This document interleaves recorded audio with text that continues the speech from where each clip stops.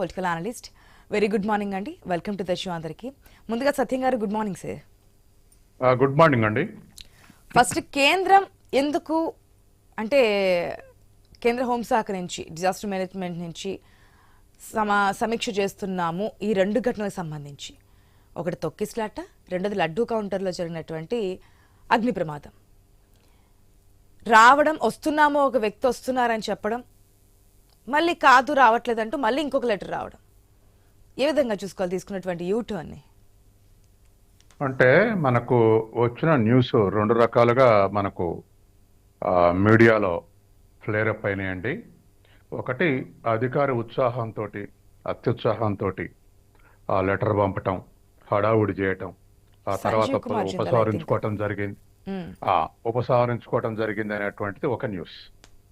రెండవది సహజంగానే బీజేపీ హయాంలో దేవాలయాలకు పరిరక్షించుకోవాలని, దేవాలయాల్లో ఎటువంటి అననుకూల పరిస్థితులు సృష్టించొద్దని ఇటువంటి ఆస్పెక్ట్లో నడుస్తుంది. కాబట్టి ఒకేసారి 6 చనిపోవటం అనేది పెద్ద ఇన్సిడెంట్. అందులో దేవాలయం భారతదేశంలో ఉన్నటువంటి వాటిలలో నెంబర్ 1 దేవాలయం తిరుపతి.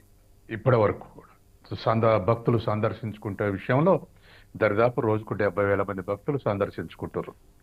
కాబట్టి దరిదాపు తిరుపతి ఆదాయం కూడా ఒక చిన్న రాష్ట్రం బడ్జెట్తో సమానంగా ఉంటుంది. ఏ ఆస్పెక్ట్లో చూసినా తిరుపతికి ఉన్నటువంటి ఇంపార్టెన్స్ అది. కాబట్టి గతంలో లడ్డు ఇన్సిడెంట్ చాలా పెద్ద ఎత్తున జరిగింది.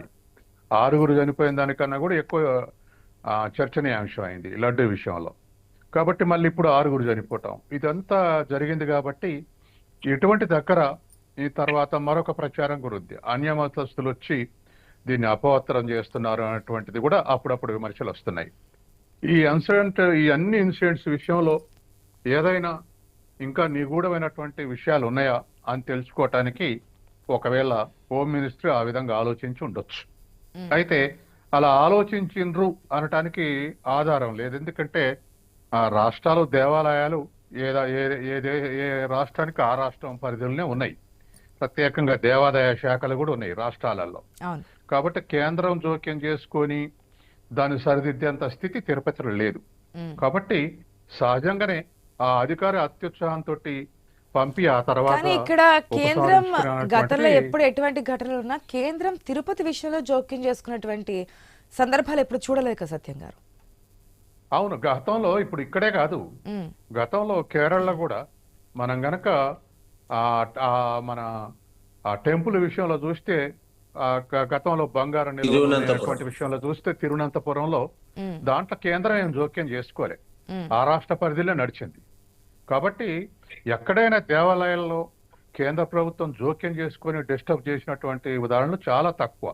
ఏదన్నా మరి అది డిస్ట్రక్షన్ లేకపోతే ఇంకోటి అటువంటి లేదా దేవాలయం సస్పెక్షన్ ఇటువంటి అన్ని కూడా కొన్ని కాంట్రవర్సీస్ నడుస్తున్నాయి. అవి ఎంక్వైరీ ఏజెన్సీల ద్వారా సుప్రీంకోర్టు ఆర్డర్ ద్వారా నడుస్తున్నాయి. కానీ కేంద్ర ప్రభుత్వం జోక్యం చేసుకొని ఒక దేవాలయాన్ని సరిదిద్దినటువంటి అంశం చాలా తక్కువ. కాబట్టి తిరుపతిలో కూడా ఆ విధంగా వ్యవహరించింది అనటానికి పెద్దగా ఆధారాలు లేవు.